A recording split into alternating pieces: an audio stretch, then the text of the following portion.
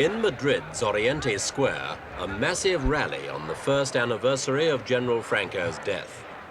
For Spain, the year since his passing has been one of hope and uncertainty. The country's new rulers have moved cautiously towards a more liberal regime. But in dismantling the old edifice, they've had to steer a hazardous course between left-wing radicals demanding rapid change and right-wing Francoists who want virtually none. This rally was, in fact, a reminder to the government that the dictator's philosophy lives on. It was staged by the Confederation of Civil War Veterans, a right-wing organization steadfastly loyal to Franco and the political system he imposed on Spain.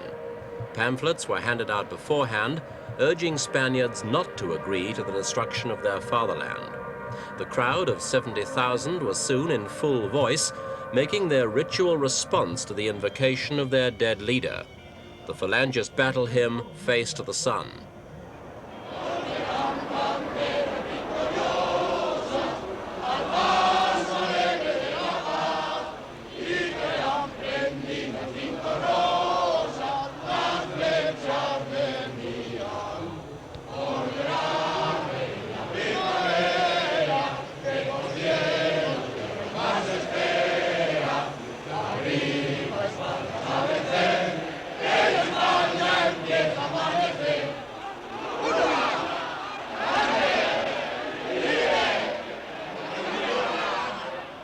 After the rally, some of the more extreme demonstrators marched on Parliament, calling its members traitors for passing a government bill which abolished the legal framework of Franco's one-party state.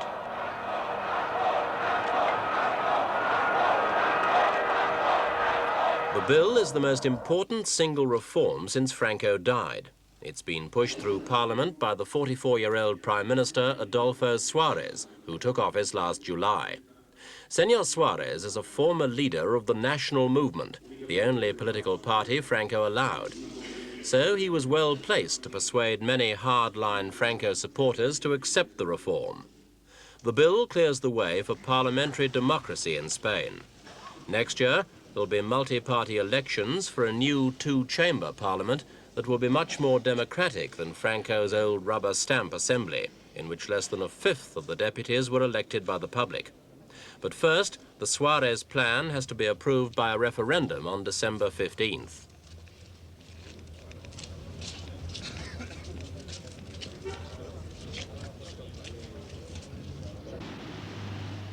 The past year has already seen many changes in Spain, some more obvious than others. Bookstalls, for example, now stock a greater choice of reading matter than ever before. Girly magazines have made their appearance for the first time. Under Franco, they were banned as an intolerable affront to public morality.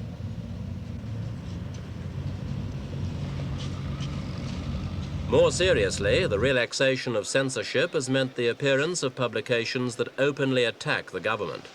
The new regime still has the power to censor and has used it in the past year. But the trend towards unrestricted debate has steadily grown stronger. In May, a new independent newspaper began production. It's called El País, The Nation, and from its first edition, its reporting set new standards of candor for the Spanish press.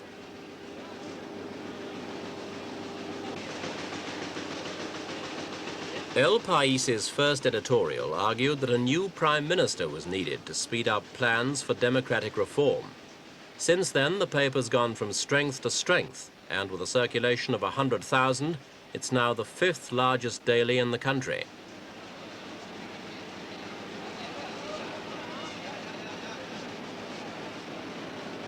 Another sign of the changing times was the staging in Madrid in September of Rafael Alberti's political play El Adefesio.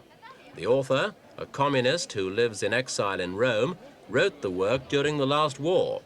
It's had to wait over 30 years for its Spanish premiere.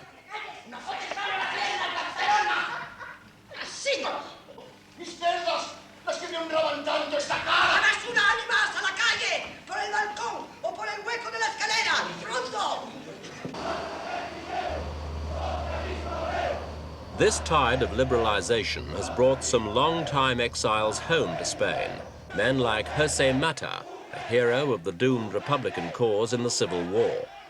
He and other Spaniards who've spent decades abroad in protest against the old regime are now returning to take part freely in the great debate, and their supporters have turned out to welcome them noisily and with open arms.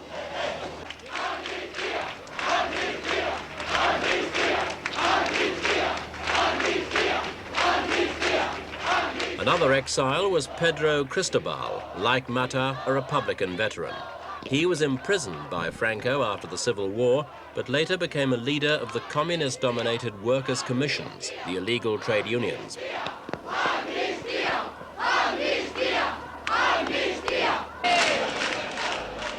It's also been a year of demonstrations in Spain, as public pressure has grown for the government to demonstrate its genuine democratic intentions.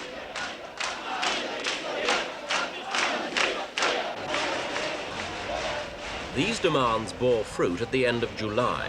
After months of negotiations with Franco's die-hard loyalists, King Juan Carlos announced an amnesty for many of Spain's political prisoners.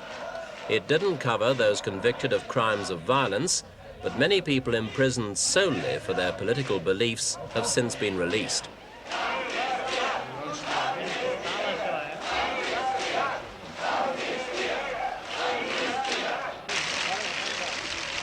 Presiding over this bewildering and difficult transition is King Juan Carlos himself. Ironically, the man Franco trained to preserve his regime has been genuinely concerned to destroy it. From the beginning, the king recognized the need for change. His problem was to move the country towards democracy fast enough to satisfy the opposition on the government's left, yet without provoking a backlash from the conservative right that might end in a military coup d'etat. The most reactionary elements in Spain, the so-called bunker, still control the army and the police. And it says something for Juan Carlos's skill that he's managed to retain solid army support, even though some of his measures tested the patience and tolerance of a few ultra-right-wing officers.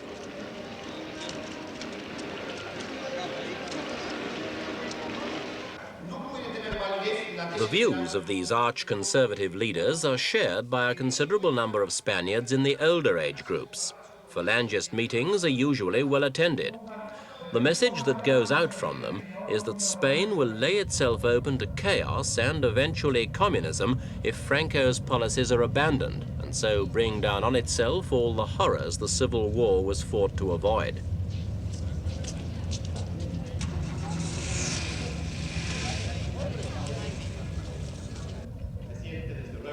Facing the Phalangists and the government on the other side of the political spectrum are moderates, liberals, radicals, socialists and communists, several separate parties under one opposition umbrella called Democratic Coordination.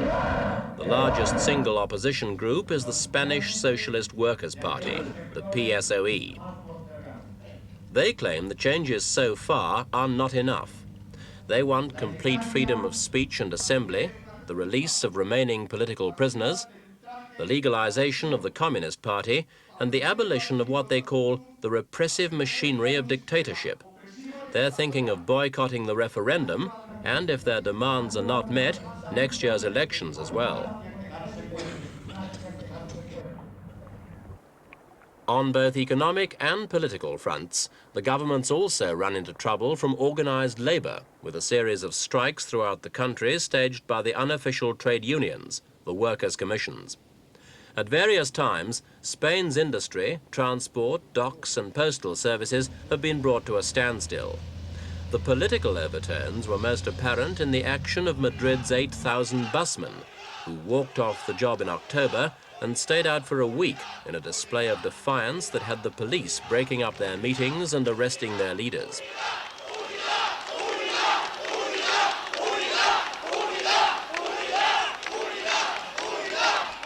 The main issue was who should represent them, the state-run unions set up by Franco or the illegal but more popular workers' commissions.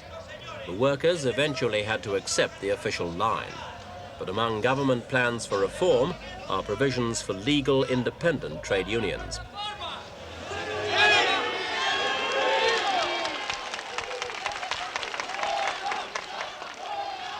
The most difficult problem the government faces, and one it's so far refused to compromise on, is the separatist issue, especially here in the Basque provinces of the north.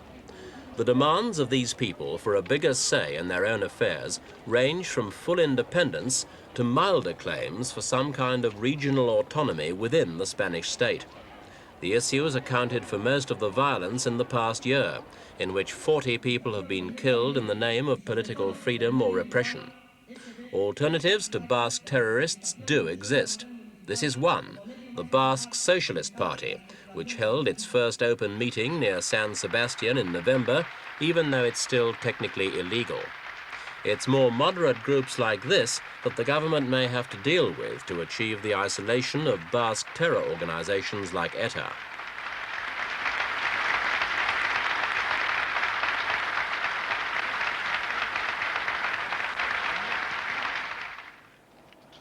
Not surprisingly, King Juan Carlos has yet to tour the Basque provinces, though he has been to that other separatist stronghold, Barcelona, where many Catalans feel strongly that their identity should be expressed in their own parliament. Juan Carlos has also visited the south, where he received his warmest welcomes. A year ago, he was hesitant, even diffident. Now, his authority is far less frequently questioned by politicians and public alike.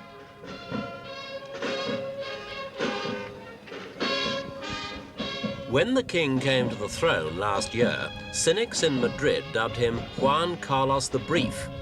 He's done far better than his critics forecast, and in the next year, he could succeed in directing Spain towards a more open and tolerant society.